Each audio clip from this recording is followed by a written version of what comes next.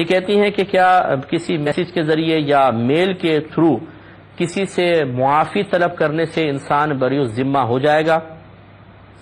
دیکھیں یہ طریقہ کار بالکل غلط اب ہمارے ہاں رواج پا رہا ہے کہ ایک آدمی دوسرے پہ زیادتی کرتا ہے، اور پھر یہ جیسے ایام آ جاتے ہیں، کوئی شب برات کے آ گئے، شب معراج آ گئی، رمضان قریب آ گیا، تو میسج خالی کر دیتے ہیں جی مجھے معاف کر دیں جتنی میری کوتاہیاں ہوئی ہیں، اللہ تعالیٰ آپ کو جزائے خیر عطا فرمائے۔ بعض دھمکیاں دیتے ہیں، اگر آپ مجھے معاف کر دیں، اگر معاف نہیں کریں گے تو بروز قیامت آپ کی گرفت ہو جائے گی۔ واہ بھائی واہ، مجرم جرم بھی آپ نے کیا ہے، اور پھر اس مظلوم کو بیچارے کو آپ بلیک میل بھی کر رہے ہیں۔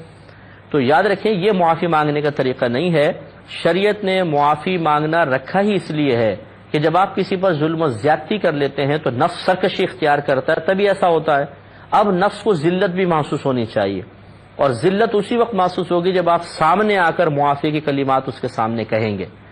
ہم اپنی اصل میں یہ ناک اونچی ہوتی ہے، اور نفس یہ پسند نہیں کرتا کہ میں کسی کے سامنے جا کر اس طرح معافی کی ذلت کو برداشت کروں، تو وہی مشورہ دیتا ہے بس ایک میسج کر دو، ٹھیک ہے۔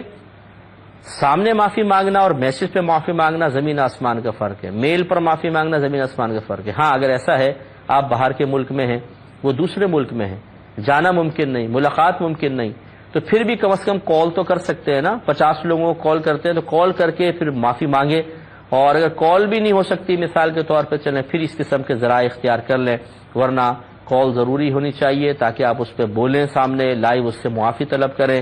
یا انٹرنیٹ پر اگر آپ ہیں، جیسے نامحرم کو کوئی مسئلہ نہ ہو، لڑکی لڑکی سے، عورت عورت سے معافی مانگے، مرد مرد سے مانگ رہا ہے، تو اسکائپ وغیرہ پر سامنے آ کر معافی مانگے تاکہ نفس کو ذلت کا احساس ہو اور سامنے والا خوش دلی کے ساتھ پھر معاف کرنے کی طرف مائل ہو جائے۔